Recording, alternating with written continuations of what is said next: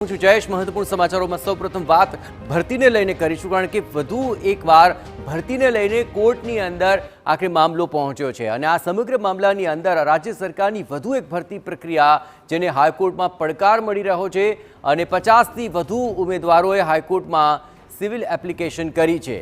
Nursing staff માટે 1900થી વધુ પદ માટે ભરતી પ્રક્રિયા મામલે સવાલ ઉઠ્યા, જ્યાં જીટીયુ દ્વારા પરીક્ષા લીધા બાદ આન્સર કી જાહેર થતાં વિવાદ શરૂ થઈ ગયો।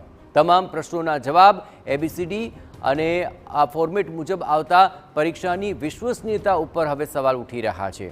ભરતી પ્રક્રિયા પર રોક લગાવવા અને નવેસરથી પરીક્ષા લેવા અરજદારોએ માંગ કરી છે। વધુ વિગતે વાત કરવા જોડાઈ રહ્યા છે TV9 સંવાદદાતા રોનક વર્મા। રોનક, આખરે આ મામલો શા માટે વિવાદમાં આવ્યો છે અને શું થઈ રહી છે માંગ?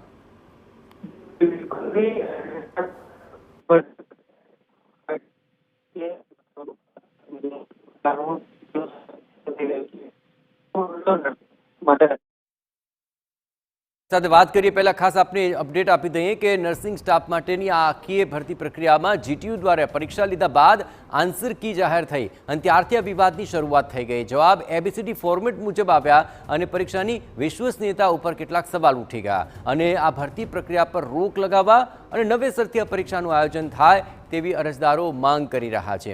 રાજ્ય સરકાર અને સ્વાસ્થ્ય વિભાગને પક્ષકાર બનાવાયા છે અને આવતીકાલે આ મામલે સુનાવણી હાથ ધરાનાર છે, જેમાં 56,000થી વધુ ઉમેદવારોએ પરીક્ષા આપી હતી, પરંતુ આ પરીક્ષા ફરી લેવામાં આવે તેવી માંગ કરવામાં આવી રહી છે અને તેની પાછળનું કારણ છે આન્સર કી જાહેર થવું અને તેમાં એબીસીડી ફોર્મેટ અનુસાર જવાબ આવવા અને તેને જ લઈને આ પરીક્ષાની વિશ્વસનીયતા પર સવાલ ઉઠી રહ્યા છે।